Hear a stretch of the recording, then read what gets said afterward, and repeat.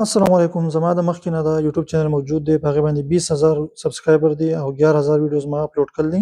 نو تاسو به وایئ چې د مخکې نه دا چینل ستاسو شتې مونټایز دی، ښه روپۍ ګټي، نو بیا ولې نیو چینل چې دی هغه ته جوړئ؟ نو دې جواب تاسو ته درکومه. دا ما جوړ کړی دی د چینل 28 نومبر 2019 کې د دې ماشاءالله 6 کاله پوره شو او دا اووم کال یې روان شو. دا بالکل مونټایز دی، ماشاءالله ارنینګ هم د دې نه راځي.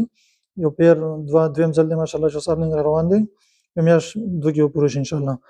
نو بیا ولې ما دا بل چینل چې دی دا جوړ کړو، زه تاسو ته دا په ډیټیل باندې وایم، ځکه چې په یوټیوب باندې زما تقریبا چې 100 کاله وشو. د دې نه مخکې هم ما یو چینل چې دی هغه په هغې باندې یو کال دوه کار کړی و، بیا مې هغه ډیلیټ کړه. بیا ما دا 2019 کې دا سټارټ کړی و، اوسه پورې ماشاءالله دا دی جاري دی. 20,000 سبسکرایبر دي او 11,000 ویډیوګانې مې جوړې کړل دي. نو تاسو وایئ چې دا چینل شتې مونټایز دی، نو بیا ولې بل جوړئ، څه ضرورت دی؟ دا چینل چې دی که نه دا میکس دی، دا د میکس کنټینټ والا دی. دې باندې زه میکس څیزونه ما خېجول دي، کله یو څیز ته کله بل څیز ته مې اړولی دی، نو د هغې د وجې نه دا لږ دغه شوی دی. اوس چې دا ماشاءالله سیب په کیلیګرافي کې روان شوی دی. دې ته زه اوس کیلیګرافي خېجوم، شارټس کیلیګرافي ماشاءالله په هغې باندې ښکلي ویو راځي، تاسو دا کتی شئ. د ورځې دې ته کم سے کم 10 شارټس کیلیګرافي خېجوم او دې سره دا نور مې هم سټارټ کړي. نو بیا ما سوچ وکړو چې یاره چې یو چینل وي نو هغه په یو کټګري باندې پکار دی، میکس اچار چې هغه د مزد نه کامیابېږي.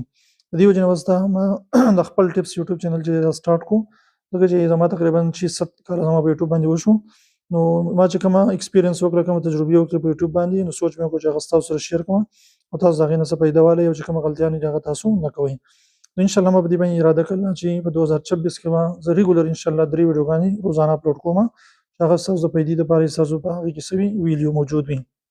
نو تاسو هم د نن نه سټارټ والئ، کوشش وکړئ د نن نه ځان یو چینل جوړ کړه، چینل جوړ کړه، ځان چیلنج ورکړه چې زه به روزانه یوه یا دوه درې ویډیو هغه اپلوډ کوم. انشاءالله یو کال بعد به تاسو د هغې ثمره وینئ، بیا به انشاءالله کور ناست یې او په لکاو روپۍ به ته ګټئ، بیا به خوشحاله یم. د نن نه کوشش وکړه چې تا هم سټارټ واله او ما هم د بلې نوي باندې سټارټ واخیستو، دا زوړ به هم انشاءالله چلېږي. او چې څه معلوماتو یوټیوب چینل جوړول شو، تمنیل جوړول شو، ویډیو به څنګه اپلوډ کړي، ټوټل ډیټیل انشاءالله په دې باندې به زه تاسو ته شو کوم. نو بس دا چینل به سبسکرایب کړئ انشاءالله، په دې باندې به تاسو ته ټول د یوټیوب باره کې معلومات ملاویږي. په بلې ویډیو کې بیا ملاویږو انشاءالله. السلام علیکم.